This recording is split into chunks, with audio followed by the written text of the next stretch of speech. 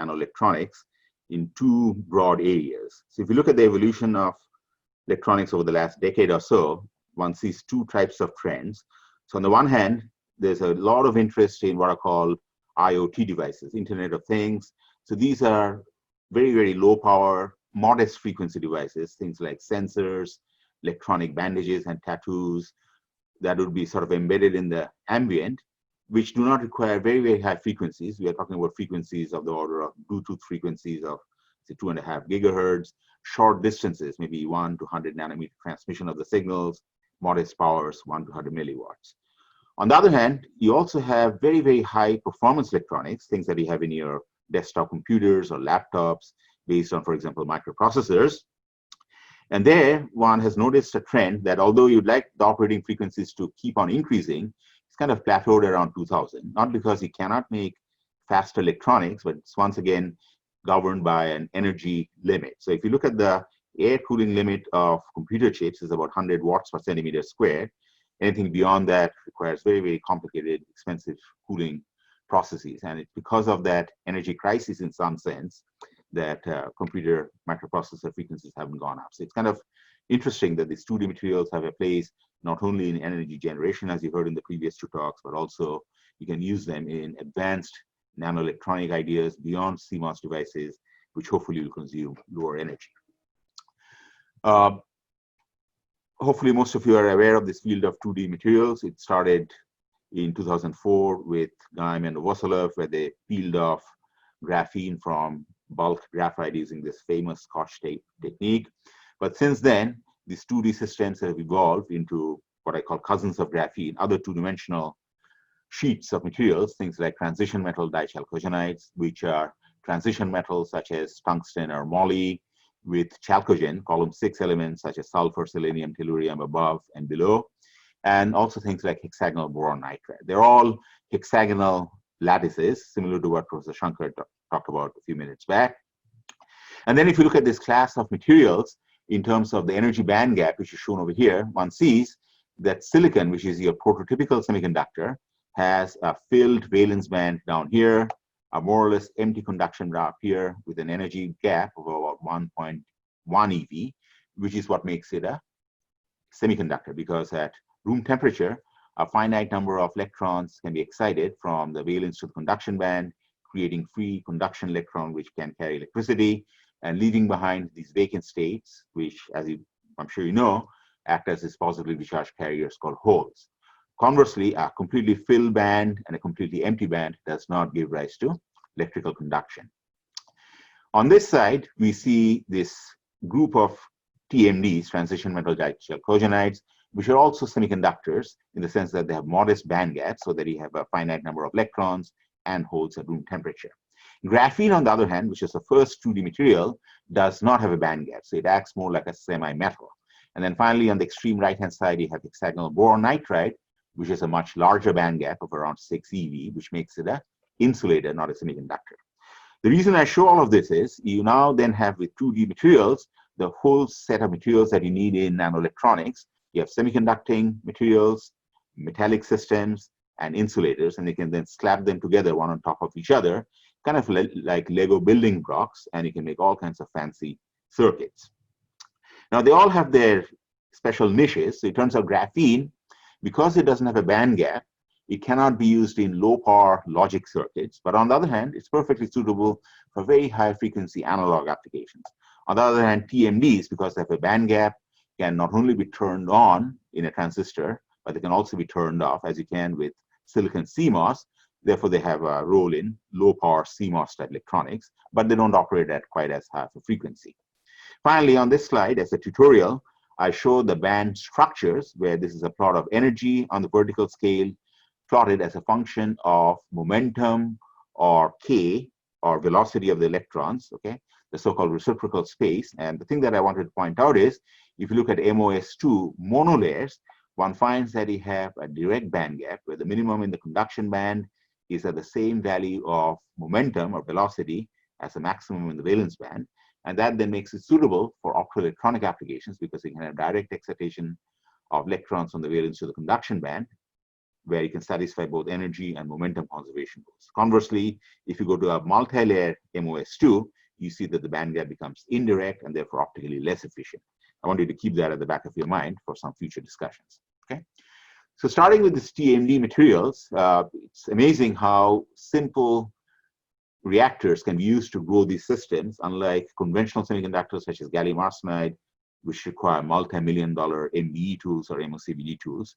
So these, on the other hand, can be grown in very, very simple reactors, where you have, in this case, sulfur powder, which is evaporated and transported in the vapor phase into the reaction chamber, where you have an oxidized silicon wafer facing down, and then you have a source of the moly as a moly oxide precursor. You evaporate them, you react them on the surface, and you grow beautiful sheets of moly sulfide using a scheme known as van der Waals epitaxy. And the idea behind van der Waals epitaxy is, unlike conventional semiconductor crystal growth, where you have very stringent lattice matching requirements and very stringent requirements of cleanliness at the interface, in this 2D materials, you really have these very strong bonds in plane, as I showed in the previous figure, but between the planes, you have very weak van der Waals bonding, which makes these materials very, very soft in terms of when you slide one layer on top of the other. Okay, and it's because of these weak van der Waals bonding between the planes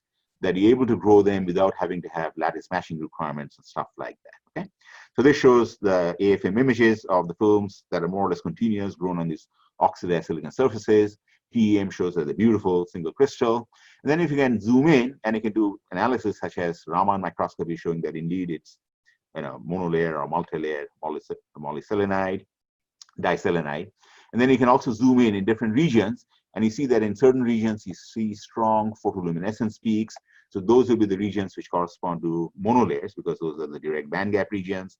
On the other hand, in certain regions you don't see strong photoluminescence, so those will be your multi-layer systems. So using photoluminescence as a diagnostic tool, you can make your devices in the monolayer regions of the moly sulfide. Okay. Now, I'm not sure what the background of this audience is. So a very quick tutorial on transistors. So MOSFETs, metal oxide semiconductor transistors, are very simple four-terminal elements, where you have a source of these negative electrons which flow across a channel into the drain of the electrons. And the way you can modulate the flow of these electrons in this conductive semiconducting channel is using a third gate electrode, which is separated by an insulator. Transistors operate based on the principle that you have like charges repelling each other, unlike charges attracting each other. So if you apply a positive gate voltage, you'll attract negative electrons into this channel region, electrically connect the source and the drain, and the transistor will be turned on. On the other hand, if you apply a negative voltage, for example, you'll push away the electrons and the source and drain are disconnected, and you turn the transistor off in a so-called N-channel MOSFET. Okay? So this shows the actual schematic view of the structure. This is the actual layout of the device, showing the source, drain, and the gate regions. And on the top left-hand side, I show the equivalent circuit of the transistor. So once again, I'm interested in controlling the flow in the output loop between the source and the drain of current using this third gate, which is separated by electrical insulator, the gate insulator, which modulates the conductivity of this channel. The equivalent circuit of a transistor, for Ws, they'll know this very well, undergraduate electronics, the guts of the device is a voltage-controlled current source given by the so-called transconductance between the source and the drain. Okay. Now, the point that I like to make in this equivalent circuit is, although this is the main part of the transistor that I'm interested in, whether you like it or not, you'll have parasitic elements such as parasitic source drain contact resistances, RC. Okay. Now, why is that important? You see that the RC appears in the denominator of this voltage gain term of the transistor. It also appears in the high frequency metrics of the transistor, things called the unity current gain frequency, FT, which relates to the transit time of the carriers from the source to the drain. And without going into the math, the important point is you see that the contact resistance appears in the denominator. So if these contact resistances and these axis resistances are high, that'll cause these frequency limits to go down, which of course is not good. Similarly, the power gain frequency, the maximum oscillation frequency, also has the contact resistance in the denominator. That's really the key point that I want to get across. So in order to improve the frequency metrics and the voltage gain, what I need to do is to reduce this contact resistance is RC. Okay, so that's what I show in the next few slides, how we achieve that. Okay. Now these transistors made up of TMDs are really a funny kind of a transistor, not like your conventional bulk silicon MOSFETs where you have a doped, say, N-type source, N-type drain with a P-type channel in the middle. On the other hand, these TMD transistors are based on metal semiconductor Schottky barriers. You may remember from your device physics class that if you have a metal with a Fermi level over here slapped on top of a semiconductor, depending on the doping type, et cetera, in this case, you can have transfer of electrons from the N-type semiconductor into the metal, creating a depletion region of carriers, and you get a barrier, which is this metal semiconductor Schottky barrier. So you end up forming such Schottky barriers between the metal source and the TMD channel, and then the drain and the TMD channel. And in these TMD transistors, you have to modulate the Schottky barrier width, which is a tunneling barrier width. And by doping the semiconducting channel, the TMD channel, you can reduce this barrier width, make these tunneling barriers more transparent. That's what helps reduce the contact resistance. Okay. So hopefully I've given you a motivation as to why you need to dope these TMD materials. Okay. Unfortunately, TMDs such as molysulfide cannot be doped using conventional substitutional doping schemes that you have in silicon, for example. You may remember that in silicon, which is column 4 of the periodic table, if you replace it with a column 5 element such as phosphorus or arsenic, that makes it N-type. If you dope it with a column 3 such as boron, that makes it P-type. You really cannot do such simple substitutional doping of these TMDs. Instead, we have to use what's called charge transfer doping. And we came up with an interesting scheme using the gate dielectric itself, the high K dielectric, in this case, hafnium oxide, by modulating the stoichiometry of the high K dielectric to achieve the doping using charge transfer doping. So how does it work? Well, in our case, we grow the gate dielectrics using atomic layer deposition, which is a digital technique where you have alternative flow of the precursors of the oxygen-containing precursor. In this case, it's water vapor, and the hafnium-containing precursor, which is an organic precursor, TBMAH. And you have digital control of the layer thicknesses where you switch these precursors and you have self-limiting half growths in each cycle, which gives you very precise control of the layer thicknesses. Okay. On the left-hand side, I show the growth under high oxygen precursor conditions so that you have stoichiometric hafnium oxide. Then if you look at the calculation of the band structure using density functional theory, you see the band gap in the molysulfide without any states in the band gap. And then if you make transistors in them, you get well-behaved transistors, but the drive currents are relatively low because of the high series resistance between the source drain contacts that I mentioned. Now, with this novel scheme of charge transfer doping, what we did was we reduced the flow of the oxygen-containing precursor. In other words, we reduced the water vapor pulses, resulting in sub-stoichiometric hafnium oxide, which is metal-rich. Okay, and the metal atoms in the hafnium dioxide gate dielectric transfer electrons and gives rise to a charged state, energy state, in the band gap of the molysulfide close to the conduction band. So it's kind of like a shallow donor level, and that's what we believe gives rise to the N-type doping. And that's in fact seen in this left-hand side. If you look at the transfer characteristics of the transistor, where I plot log of the output current as a function of the input gate voltage, and you see that after the doping with the substoichiometric hafnium oxide, you get a significant increase of the on current because of the lower access resistance. But unfortunately, in this particular scheme, because they doped the entire structure, the entire channel, it also really leads to a reduction of the threshold voltage, thereby making the transistor depletion mode, which is normally on, which generally speaking you don't want. You want a normally off transistor. Okay? But there's ways of getting around that problem. I won't get into the detailed analysis. So you see the same doping effects through Raman, et cetera, et cetera. Okay? So armed with this doping technique, we made these MOS2-based transistors, and we try to see if you can make high-frequency circuits out of them. Okay. So with this doping technique, you see that indeed you can increase the output characteristics, output current dramatically compared to without doping, which I'm not showing over here.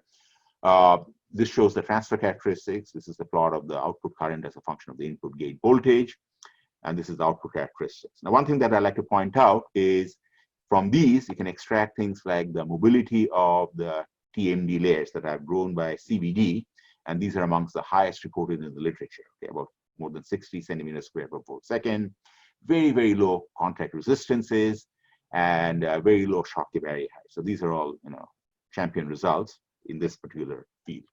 The final thing that I want to point out is, if you look carefully at the spacing of the output characteristics as I step the gate voltage, you'll notice that at some point, the spacing becomes non-uniform. Okay, they get more and more closely spaced. In other words, there's a non-linearity between the input gate voltage and the output drain current. Okay, I wanted to keep that at the back of your mind, because we'll exploit this non-linearity in circuits such as mixers or demodulators in radios, where you need this nonlinear behavior between the input and the output. Okay.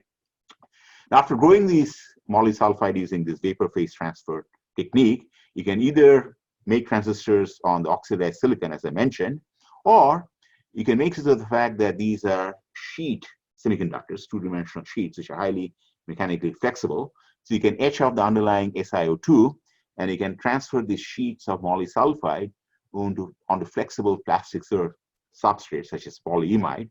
And here's an example of one of those. So these polyimide substrates are mechanically flexible, and now you can transfer the TMD and you can make flexible, mechanically flexible thin film transistors based on this. And this shows testing that we do on these flexible transistors, where we constantly pull them and push them so they're subject to mechanical stress to see if the devices survive, and up to about 10,000 cycles, you see that there's hardly any change of the characteristics. Now, what will be the implication of this? So as I said, you can make very, very simple circuits, such as your what are called electronic bandages or electronic tattoos, which should be taped on your skin. And this could have medical diagnostic circuits where you might be monitoring your blood glucose levels 24/7, and the information is transmitted through Bluetooth through your iPhone. Now, for such applications, because your skin flexes, you want to make sure that the devices that you make can survive such mechanical flexing. Okay. Now, how do these perform at high frequencies? So you have to make special test circuits. These are called ground, signal ground test circuits, which are used to de-embed parasitic capacitances and resistances. Now, what I'm showing over here are these unity current gain frequencies and the maximum oscillation or power gain frequencies. And basically what you see, that you have very, very high performance, far higher than the Bluetooth frequencies that I mentioned of about, say, 2.5 gigahertz. So they're perfectly suitable for these IoT type applications, okay? Now over here, I compare performance on rigid substrates as grown on this oxidized silicon. And then when you peel them off and transfer them to polyimide, which are these mechanically flexible surfaces, so there's a slight degradation of the frequency because of contamination that's introduced. Also, there's stress-related issues that I won't really get into. Finally, I show what are known as the measured values and the de-embedded intrinsic values. So these are the values where you take care of the parasitic elements through circuit analysis. So this shows what the circuits themselves are intrinsically capable of, but this is what you get from the devices as made. Okay. Now, of course, you'd like these frequencies to be as high as possible, and although the previous results are very decent, if you look at the fabrication scheme, you see that you have to transfer them as grown using layers such as an organic transfer film, such as PMMA. And then after you transfer them, you dissolve the PMMA using organic solvents such as acetone, which invariably will leave some organic contaminants on the surface of the TMD layer. So then subsequently, when you grow the dielectric, you'll be left with residues and contaminants at this interface, which degrades the performance of these transistors. Now, in this particular scheme, which I call a backgated scheme, you flip the order. So you now make the gate first. You peel off this TMD layer shown in green, where this PMMA layer will be the back surface, and then you transfer them onto this, which has this gate dielectric grown on top of the gate dielectric. So you'll notice that the key point is now this interface between the gate dielectric and the TMD layer never sees this PMMA transfer. So it's very, very clean. That results in much higher frequency performance, okay? So what I'm trying to show is, this fabrication schemes where you can get over these contamination issues of these circuits. Now, you can make transistors. Can you make simple circuits with that? Okay, so one thing that we tried to see is, if you look at a radio, what are the main components of a radio? Well, the electrical engineers will know this very well. So you have an RF signal that's transmitted from one point to the other. That has to be amplified using an RF amplifier, okay? But then you have a mixer. These are these nonlinear elements, as I mentioned a few minutes back, where you have to mix it using this nonlinearity, and you convert this high RF carrier frequency using a so-called local oscillator, where you have sum and difference frequency. So you feed the RF and the local oscillator through a nonlinear element. So you have these various harmonics, and you get these difference frequencies, RF minus local oscillator, which can be a much lower intermediate frequency. And that's important because then you can have much lower frequency, intermediate frequency amplifiers, okay? You also need the so-called demodulators, because once you modulate this RF signal, for example, through amplitude modulation, you have to recover this modulating frequency, and that requires a demodulator. And the question is, can you make all of the circuit elements using these TMD materials, okay? So first of all, you can make amplifiers as shown over here. So in this particular case, we see that using this, what's called a bias T, you can feed in a signal, and that gets amplified, in this case, by a factor of 5, which is not great, but it shows proof of principle. Using the nonlinearity, you can make mixers. So you have an RF and a local oscillator, and you get much lower intermediate frequency. And then finally, when you do an amplitude modulation of the signal, you want to recover this modulating signal. So for that, you need the demodulator, which once again requires a nonlinear behavior. And this shows that indeed you can recover the modulation frequency. And you can put all of this in a radio entirely made up of this flexible TMD circuits, and you can make simple radios, for example, okay? The previous TMD that I talked about, moly sulfide, is very good for N-channel MOSFETs, where you have electrons as a mode of transport. Now for CMOS, complementary MOS, you also need P-channel transistors, for which it turns out WSE2, another TMD, is very, very attractive. So there's lots of interesting growth studies that one can do using these TMD systems. I'm not going to go into the details, but what I'm trying to show is, depending on the growth conditions, whether it's a low temperature growth or a high temperature growth, you have at high temperatures very, very rapid motion of these atoms on the surface. These are called atoms, while at lower temperatures, the mobility on the surface is lower. Similarly, when you grow the thing under chalcogen-rich conditions or metal-rich conditions, you get very, very different growth morphology. So at low temperatures, in this case, you get what you can see, a very fractal type growth, okay?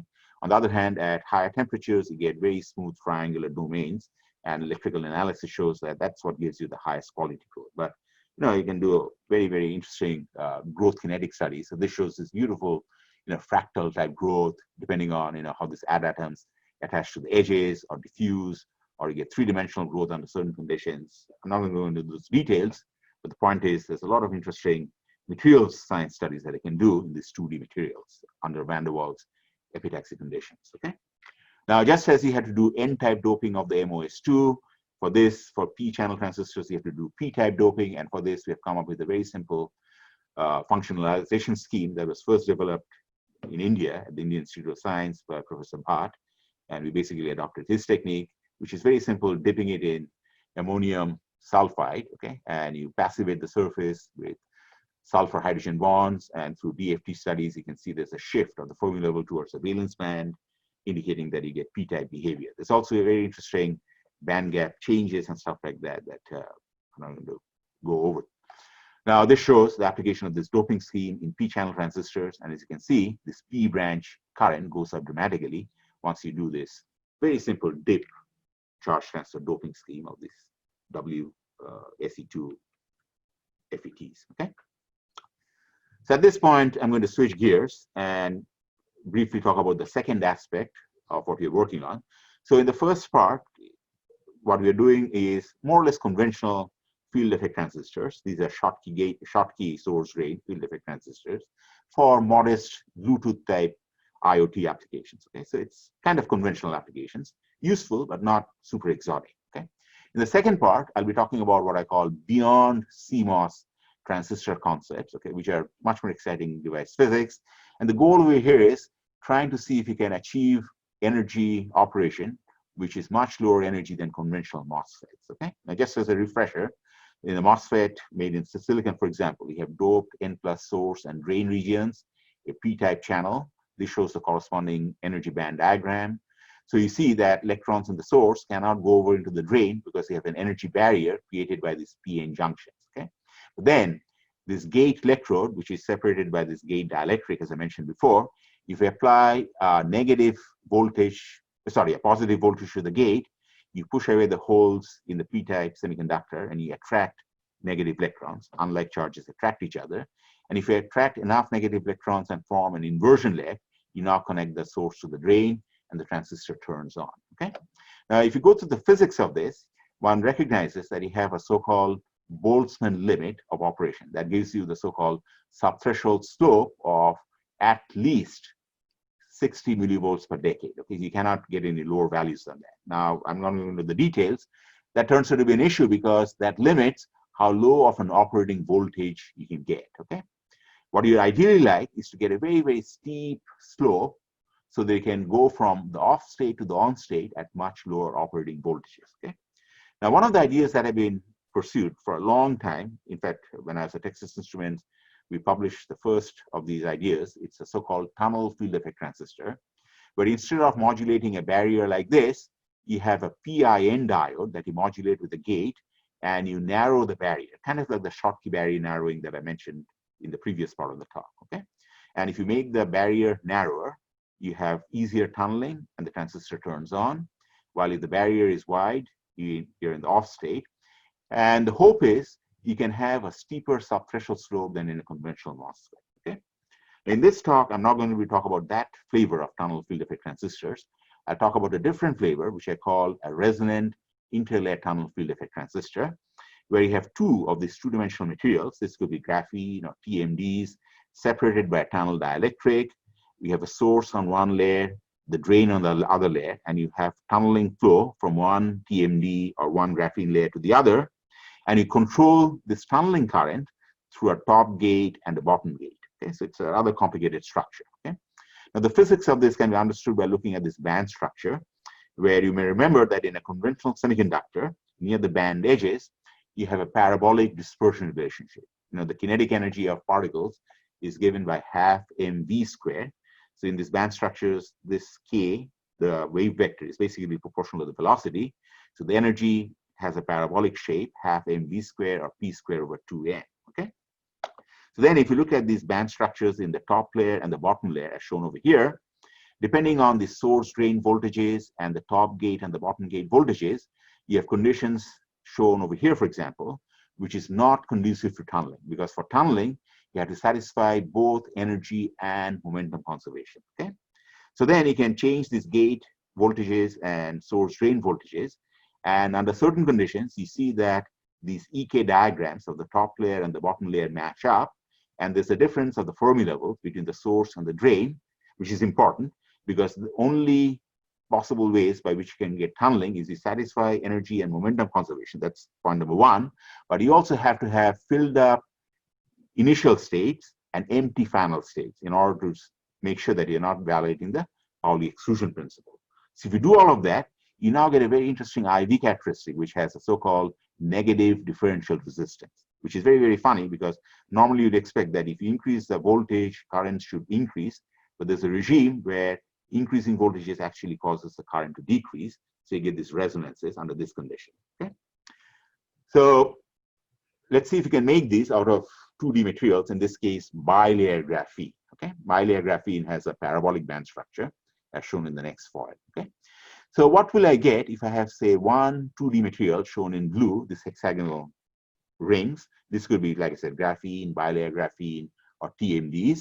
And then I slap another 2D material shown in red, and I simply slap one on top of the other. Okay, now if I just randomly put one of these 2D materials on top of the other, with the tunnel dielectric in between, and the two are not aligned in space, if you look at the corresponding reciprocal spaces, the K space, which is also known as a Brillouin zone, if these are not aligned in real space, the Brillouin zones will also not be aligned, as shown over here, meaning that tunneling will not be allowed because you cannot satisfy momentum conservation, which is very important, as I mentioned. Okay, and you don't get this NDR characteristic that I mentioned.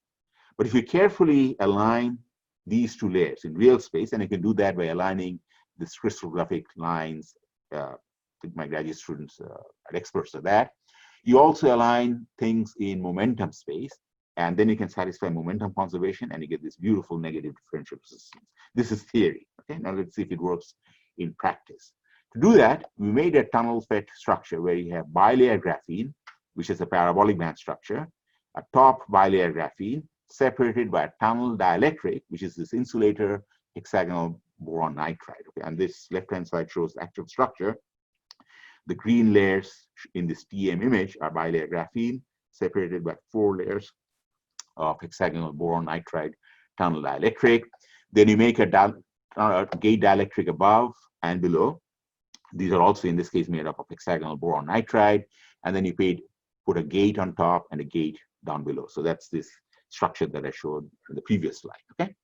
Now, when I measured the current voltage characteristics, we are very gratified to see this negative differential characteristic, which can be modulated depending on the top and the bottom gate biases. Okay, and you see this in the opposite direction also, and that can be understood because if you have empty bands and filled bands, you can have tunneling from these filled states into the empty states, filled states to the empty states. But then if you misalign them, you get this NDR.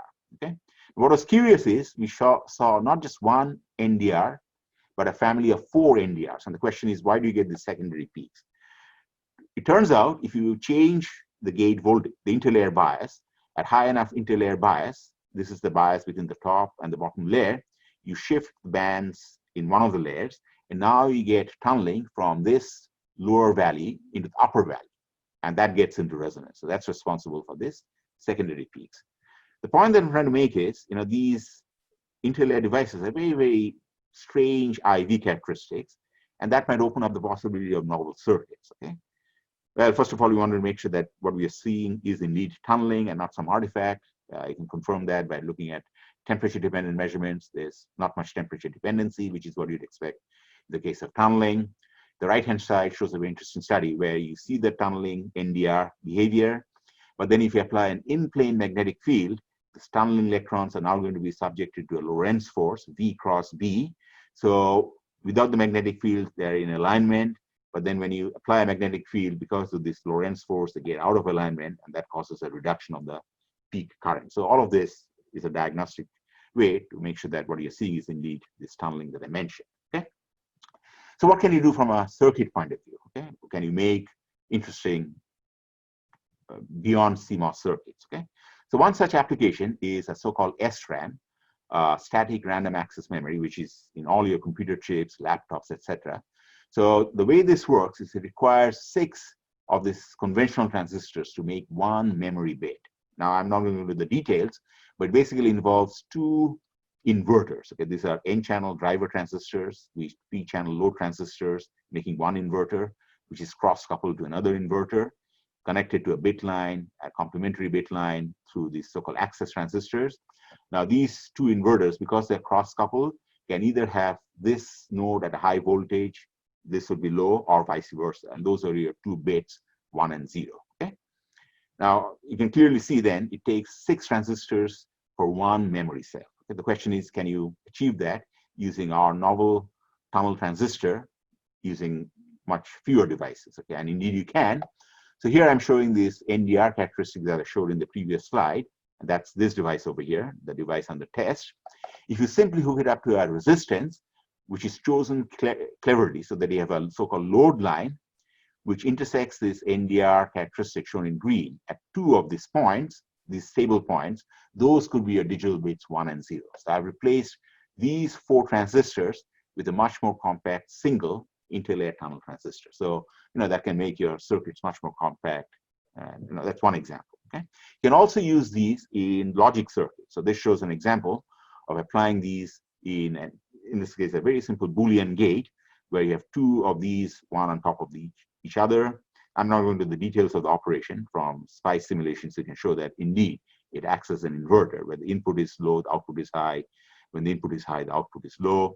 There's some special features that you have to take care of. You have to have clocked power supplies. You can't use DC power supplies, but that's a whole separate talk. Okay. Now the question, of course, is with these novel circuits, can you beat the energy consumption of conventional CMOS? Okay, I mean that's one of the goals, and the answer is yes, you can if you design the circuits properly. Okay, the key thing is this NDR peak that I showed several times, you have to make this as narrow as possible, because if you make this narrower and narrower, you can reduce these operating voltages, and clearly lower the operating voltages, lowered with the power dissipations of the circuits. Okay, so how do you make these peaks narrower and narrower? The physics of this is very, very interesting. There's a lot of quantum mechanics involved that if you're not familiar with quantum mechanics, it may be a little bit hard to grasp, but I want to just give you a sense of that. So what I'm showing is this two-layer structure with the tunnel dielectric with the top and bottom gates. So carriers go in, tunnel across into the top layer, and the tunneling is controlled by the two gates. Okay. Now that gives rise to this NDR behavior, as I showed you. This is a so-called more or less shape, which is called a Lorentzian shape, and the goal is to make this peak as narrow as possible so that the operating voltages can be reduced. Okay. The question is how do you do that? Okay. Now, interestingly enough, if you have heard of the I'm talking about the non-physicists and the non-electrical engineers, if there are any.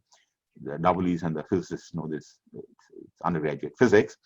There's something called the Heisenberg uncertainty principle, where if you confine particles in space with an uncertainty of delta x, that introduces a corresponding uncertainty in momentum space, delta k. Okay.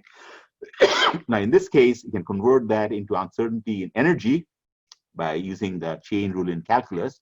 But delta k times dE dk, which from quantum mechanics is the group velocity of these electrons, will tell you what the broadening is in energy space. Okay, so this is the speed of the particles. Okay, while this delta x corresponds to this overlap region. So all of this tells you that to make these devices with a very, very narrow peak, you cannot have very, very short overlap area. So that's a small delta x, therefore small delta k, and a large broadening. So you need long overlap areas, which is good because that also gives you more tunneling current. Paradoxically, you don't want fast carriers. Okay? Normally, you think that in a semiconductor for high performance, you need high mobility and fast carriers. Well, for this special device, you actually need slow carriers. And finally, scattering or defects is bad, which is true in general also. Okay? Other interesting physics that I don't have really time to get into, looks like I'm running out of time. The alignment of the tunnel barrier, surprisingly, is also important. In our case, the tunnel barrier is this hexagonal boron nitride. And normally you'd think that the alignment at the top and the bottom layer electrode is important, but the tunnel barrier shouldn't be important. But through density functional theory, band structure calculations, we find that the alignment of the tunnel barrier is also important because that controls the hopping of the carriers from the graphene to the HBN, and then subsequently from the HBN to the graphene. So that controls the broadening of this Lorentzian peak. The equivalent circuit is shown over here. So this is the tunneling current between the top and the bottom electrode. These are the so-called quantum capacitances of the top and the bottom electrode, in this case bilayer graphene, but it could be TMDs or whatever. This is the interlayer capacitance of the interlayer tunnel dielectric. Putting all of this equivalent circuit together, you see that this ratio of this tunnel capacitance and the quantum capacitance is an important factor which also plays a role in the broadening. Okay. Now, remember I said that in the previous applications of this interlayer tunnel dielectric concept, we had to carefully align the top layer, the bilayer graphene, with the top layer bilayer graphene, because this hexagonal reciprocal space below zones otherwise would be out of alignment and you would not be able to satisfy momentum conservation. Okay, and that of course is a fabrication challenge, and you have to do very careful alignment. The question is, do you have other two-dimensional materials where you don't have this problem? Okay, and indeed there's one that we found, rhenium sulfide. Okay, now if you look at the band structure of rhenium sulfide, one finds that the minimum of the conduction band is not at a momentum of capital K, which is at the corners of this hexagon, but at 0, which is the so-called gamma point. Okay, and that's interesting because that then tells you that you don't have to worry about the alignment of the top and the bottom electrode. Okay, just slap on top of the other, and you can get satisfaction of momentum conservation from one layer to the other. And indeed, that's seen in this experimental characteristics of tunneling. You see very, very sharp resonance peaks, in this case at low temperature, but you also see this at room temperature on the right-hand side. So this would be another way of making these tunnel FETs without having to worry about alignment of the top and the bottom electrodes. So hopefully I've given you a flavor of how in this field of 2D materials, which I call Flatland, after this novel Flatland written in the 19th century by Abbott, you have all kinds of interesting possibilities of making, more or less conventional transistors for things like IoT applications, but even more excitingly, very, very non-conventional beyond CMOS ideas such as tunnel FETs. Okay? In fact, I don't have time to get into it. There's even more exotic ideas that we are pursuing where this tunneling that you can have from one layer to the other may not be conventional single particle tunneling, but under certain conditions, you can have an enhanced many-body tunneling using a concept called Bose-Einstein condensates, but that's a totally different talk. Okay. Thank you for your attention. If you have questions, you can send them to my email, banerjee@ece.utexas.edu. Thank you.